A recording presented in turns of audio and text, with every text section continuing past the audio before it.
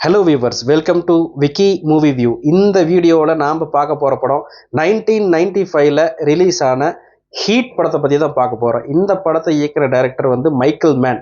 இந்த படத்தில் வந்து நீல் கதாபாத்திரத்தில் ராபர்ட் டினிரோ நடிச்சிருக்கிறாரு. அதுக்கப்புறம் ஹேனா அப்படிங்கிற ஒரு கதாபாத்திரத்தில் வந்து அல்பாச்சினோ நடிச்சிருப்பாரு, வால் கில்மர் நடிச்சிருக்கிறாரு, இன்னும் மற்றும் பல நட்சத்திரங்கள் நடிச்சிருக்காங்க. இந்த படம் வந்து நீல்ங்கிற கதாபாத்திரம் அவர் வந்து யாருன்னா ராபர்ட் டினிரோ. அவர் வந்து யாருன்னா ஒரு ஸ்மார்ட்டான ஒரு ஹைடெக் திருடன். அவரோட வந்து ஒரு 4-5 குரூப், அதாவது 4-5 பேர் இருப்பாங்க. வால்கல் மாதிரி இன்னும் 2-3 பேர் இருப்பாங்க.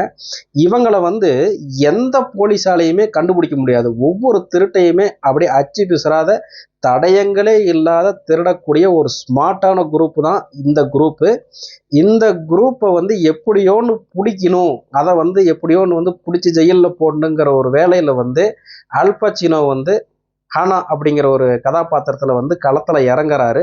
போலீஸ் தான் அவர் வந்து இந்த ராபர்ட் டினிரோ குரூப்பை வந்து எப்படி கார்னர் பண்ணாரு அப்படிங்கிறது தான் மொத்த படத்தோட கதையுமே. இந்த படம் வந்து ஹாலிவுட் இயக்குனர்கள் எல்லாருமே பார்த்து வியந்த ஒரு படம். அந்த அளவுக்கு மைக்கேல் மேனோட கேமரா ஆங்கிள் இந்த படத்தில் மிக முக்கியமான ஒரு விஷயம்னா அந்த மைக்கேல் மேனோட கேமரா ஆங்கிள் தான் சொல்லணும்.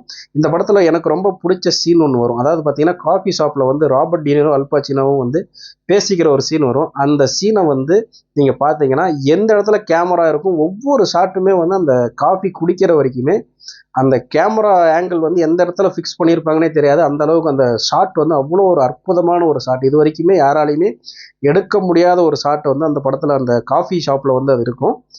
அப்புறமேட்டு இந்த படத்தோட இது என்னன்னா, ஒவ்வொரு இடத்துலையுமே திருடி அவங்க எஸ்கேப் ஆகிற சீன், அதுக்கப்புறம் ஒரு பேங்கில் போய் கொள்ளையடிக்கிற சீன் ஆகட்டும், அந்த கொள்ளையடிக்கிற சீனை வந்து அல்பாச்சினோ வந்து எப்படியோன்னு வந்து கண்டுபிடிச்சி அங்கே வந்து ஒரு ஷூட் அவுட் நடக்கும். அந்த ஷூட் அவுட் வந்து ஒரு கதிகலங்கிற ஷூட் அவுட் தான். அந்த அளவுக்கு ஒரு அற்புதமான ஒரு சண்டை. அந்த கன் ஷூட்டிங்கோட சீக்வன்ஸ் வந்து அந்த அளவுக்கு ஒரு சூப்பராக இருக்கும். எப்படியோ வந்து தன்னோட வேலையை வந்து கரெக்டாக செய்யணும் அப்படிங்கிறதுனால ராபர்ட் டினிரோ வந்து கரெக்டாக அவனோட ஸ்மார்ட்னஸை வந்து முயற்சி பண்ணி ஒவ்வொரு திருட்டையுமே பக்காவாக பிளான் பண்ணி பண்ணுவார். அல்பாச்சினோ வந்து ஒவ்வொரு கட்டத்துலையுமே இதை உங்களை பிடிக்கிறதுல வந்து ஃபெயில் ஆகிட்டே இருப்பார். கடைசியாக ஒரு கட்டத்துக்கு மேலே அவனை வந்து எப்படியோன்னு வந்து பிடிச்சாகணுங்கிற ஒரு இதில் வந்து சுச்சுவேஷனில் ஒரு கார்னர் பண்ணி செக்மேட் பண்ணி ராபர்ட் டினிரோ வந்து எப்படி வந்து சுட்டு கொன்னாரு அப்படிங்கிறது தான் இந்த மொத்த படத்தோட கதையுமே.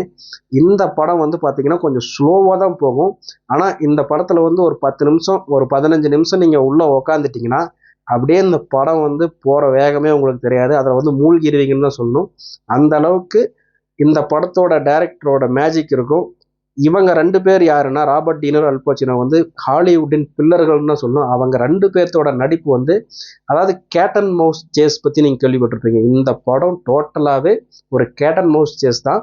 அந்த அளவுக்கு வந்து எலி வந்து, அதாவது பூனை வந்து எலியை துரத்துற மாதிரி அல்பாச்சினோ வந்து ராபர்ட் டினிரோவை துரத்திக்கிட்டே இருப்பார். அவரை எப்படியோ சாமர்த்தியமாக தப்பிச்சுக்கிட்டே இருப்பார். கடைசியாக வந்து எப்படி மாட்டினாரு அப்படிங்கிறது தான் இந்த மொத்த படத்தோட கதையுமே. இது வந்து ஒரு மிக முக்கியமான ஒரு படம். ஹாலிவுட் ரசிகர்கள், உலக சினிமா ரசிகர்கள் தவற விடக்கூடாத ஒரு படம். கண்டிப்பாக இதை வந்து ஒரு தடவை பாருங்கள். என்னோட சேனலை சப்ஸ்கிரைப் பண்ணாமல் தான் சப்ஸ்கிரைப் பண்ணுங்கள். நன்றி, வணக்கம்.